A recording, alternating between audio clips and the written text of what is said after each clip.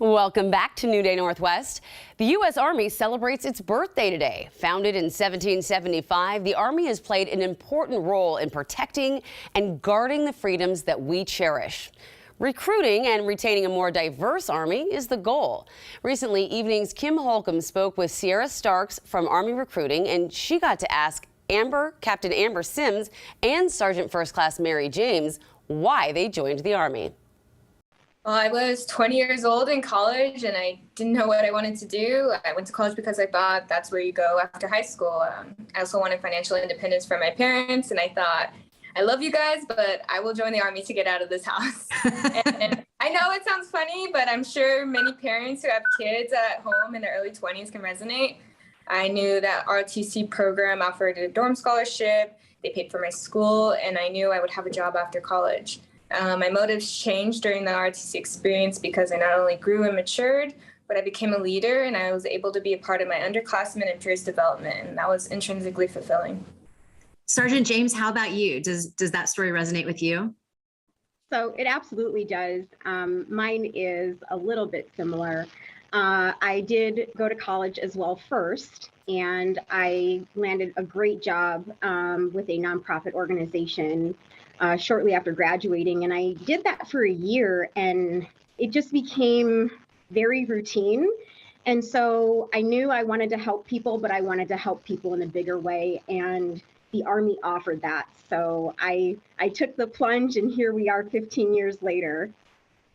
Sierra, you handle all of recruiting here in Seattle. It seems like these are both stories that you would love to hear. These are ideal candidates to enter the Army, but I'm curious too, just talk about the overall strength of diversity in the Army right now, just from employment to soldier makeup.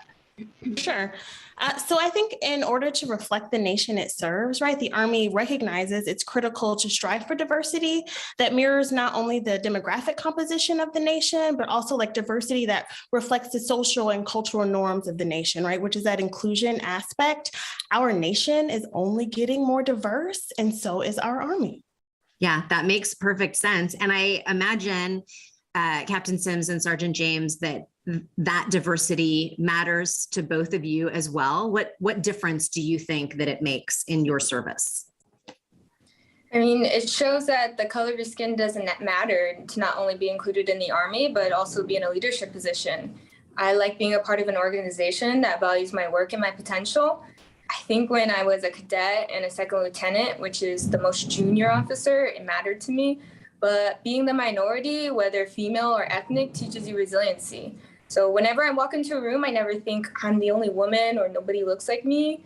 I'm here to work, be one of the best, and to grow.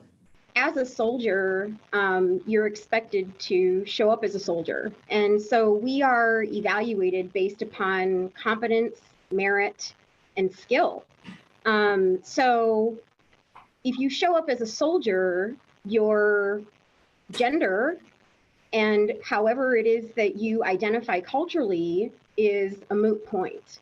And so ultimately, that's where the Army finds its strength and its greatness. So diversity is very important to us.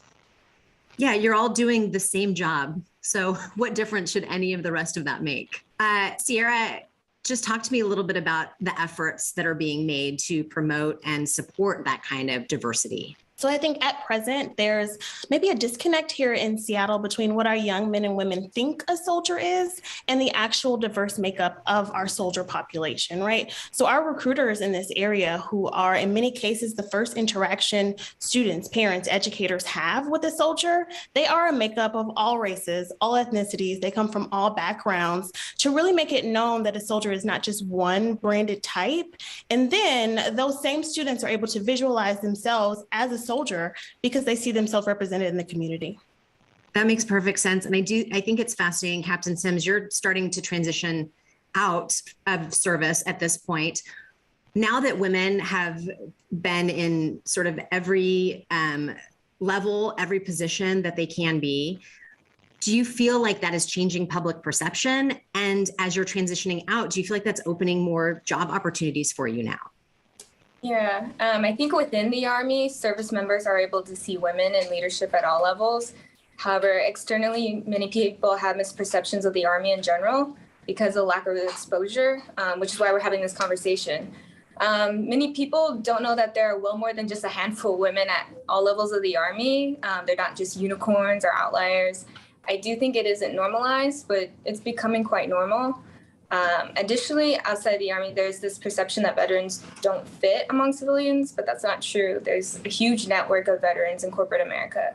I mean, I can use myself as an example. Like you said, I'm transitioning out, and I currently intern at Goldman Sachs because of my affiliation within the Army. Other consulting and finance firms that I've been speaking with understand that most veterans don't have the technical skills, but the soft skills that they value, such as managerial and technical skills.